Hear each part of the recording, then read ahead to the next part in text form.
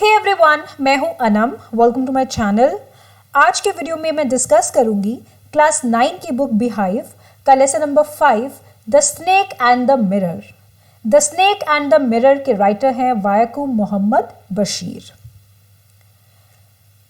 आपने लोगों को तो अक्सर अपने आप को मिरर में निहारते हुए देखा होगा, शीशे में अपने आप की खूबसूरती देखते हुए देखा होगा।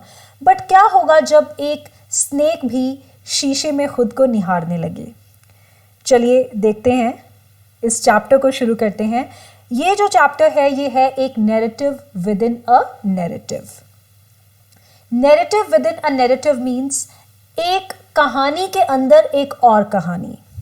मतलब कि जो राइटर है वो ये स्टोरी नहीं सुना रहे हैं, बल्कि उनको ये कहानी किसी ने सुनाई थी, एक होम्योपैथिक डॉक्टर ने सुनाई थी, और वो ये सेम कहानी आगे किसी और को सुना रहे हैं।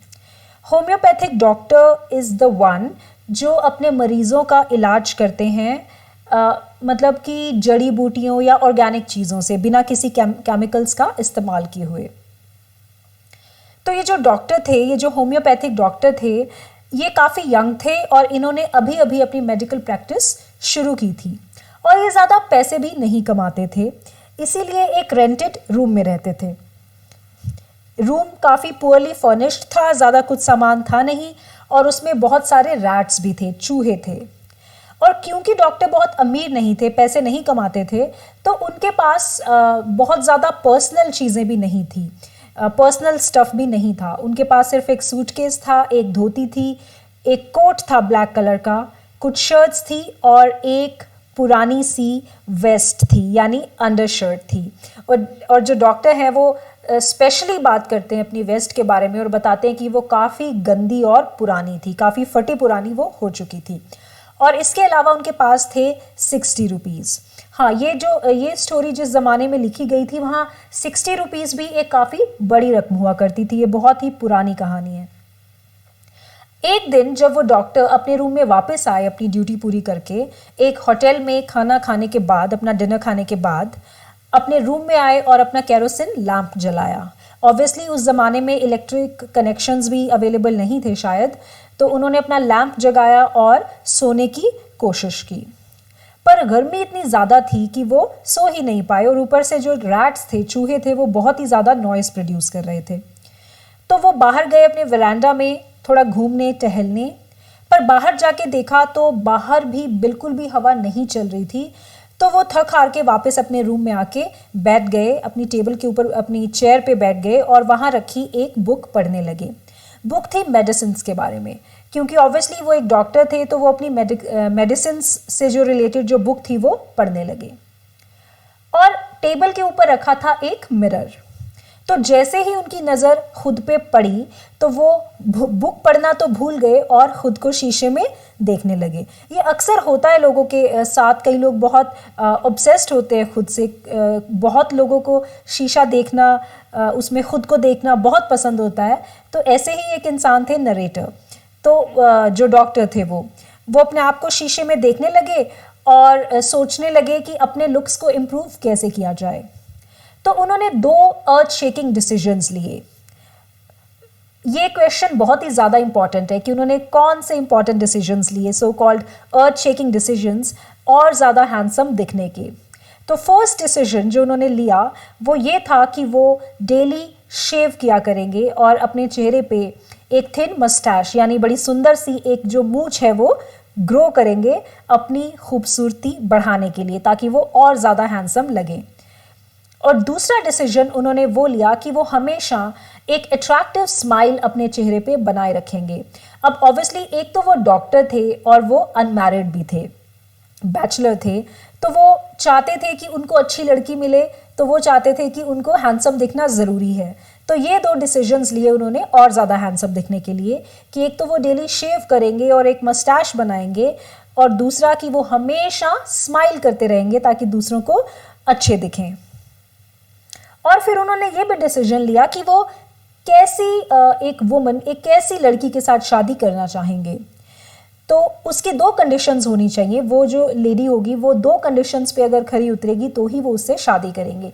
पहले ये कि वो एक अमीर डॉक्टर के साथ शादी करेंगे जिसकी मेडिकल प्रैक्टिस बहुत ही अच्छी चलती हो, और दूसरी वो लड़की फैट होनी चाहिए, वो मोटी होनी चाहिए। अब पहली कंडीशन तो समझ में आती है कि अमीर सी डॉक्टर हो, बट वो एक फैट लड़की से शादी क्यों करना चाहेंगे? इसका कारण उन्होंने ये बताया कि वो चाहते हैं कि एक मोटी लड़की के साथ शादी करें, ताकि जब भी वो कोई सिली मिस्टेक करें, जब कोई वो गलती करें और भाग जाए गलती करके, तो उनकी मोटी बीवी उनका पीछा ना कर सके, वो उनके पीछे भाग के उनको पकड़ ना सके। तो ये डिसीजन लेने का कारण ये था। अब कुछ बच्चे यहाँ पे गलती करते हैं, जब पूछा जाता है कि which were the 2 earth shaking decisions, तो वो ये रीज़न भी लिख दे, ये एक जो डिसीजन है वो भी लिख देते हैं कि उन्होंने डिसाइड किया एक फैट लड़की से शादी करने का।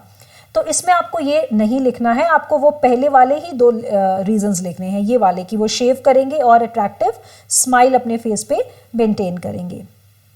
मूविंग ऑन, जब वो अपने आप को शीशे में देख रहे होते हैं और ये सब चीज़ों के बारे में जब वो सोच रहे होते हैं, तभी उनको एक धीमी सी आवाज़ सुनाई देती है, एक डल साउंड आती है, जैसे कि छत से कुछ नीचे गिरा हो, शायद एक रबर की ट्यूब गिरी हो। बट वो एक्चुअली में रबर की ट्यूब नहीं थी, वो था एक स्नेक। उनके रूम में एक सांप आ गया था और वो ऊपर से किसी पाइप से आया और उनके फ्लोर पे जाके वो गिर गया। और क्योंकि रूम में अंधेरा था तो डॉक्टर को पता नहीं चला। धीरे धीरे वो स्नेक डॉक्टर के ऊपर चढ़ गया और उनकी बॉडी पे मूव करने लगा।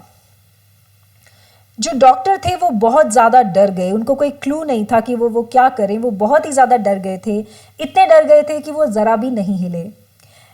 और डॉक्टर ये सोचने लगे कि इन केस अगर स्नेक ने उनको बाइट कर लिया, अगर काट लिया, तो वो क्या करेंगे।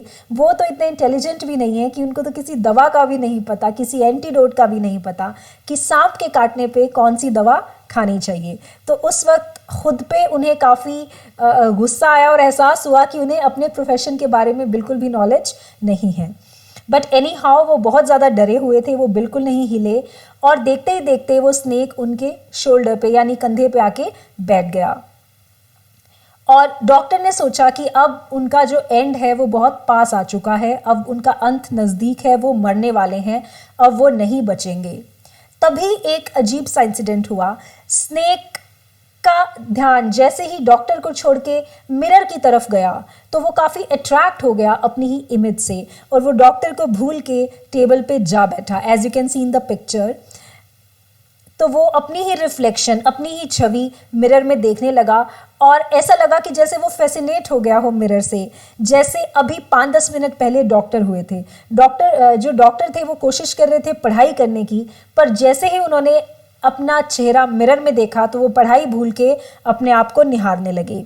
सिमिलरली स्नेक आया था डॉक्टर को काटने शायद, पर स्नेक ने जैसे ही मिरर में अपना चेहरा देखा, अपनी बॉडी की रिफ्लेक्शन देखी, तो वो डॉक्टर को भूल के अपनी खूबसूरती में शायद खो गया और बहुत बिजी हो गया अपने आप को मिरर में देखने में।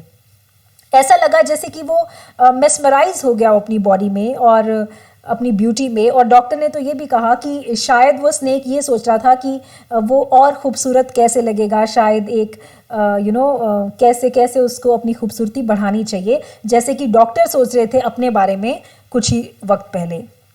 तो स्नेक जब टोटली भूल गया डॉक्टर के बारे में और टेबल पे जाके बैठ गया और अपने आप को देखने लगा, अपने आप को एडमायर करने लगा, यही मौका मिला डॉक्टर को अपनी जान बचा के भागने का।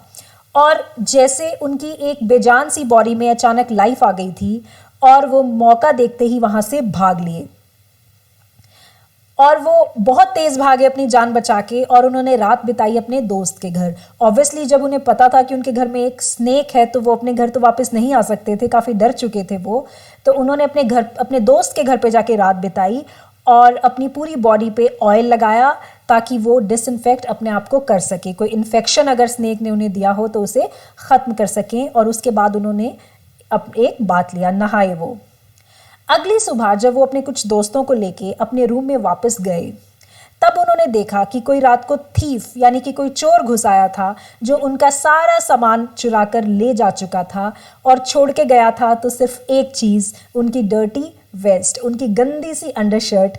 यानी ये एक डॉक्टर इसलिए बता रहे हैं कि वो इतनी गंदी थी कि थीफ को भी शायद उस चीज़ में कोई इंटरेस्ट नहीं था, वो थीफ ने अपने लायक भी नहीं समझी, तो वो उसको वहीं छोड़ के चला गया और बाकी सब चीज़ें ले गया।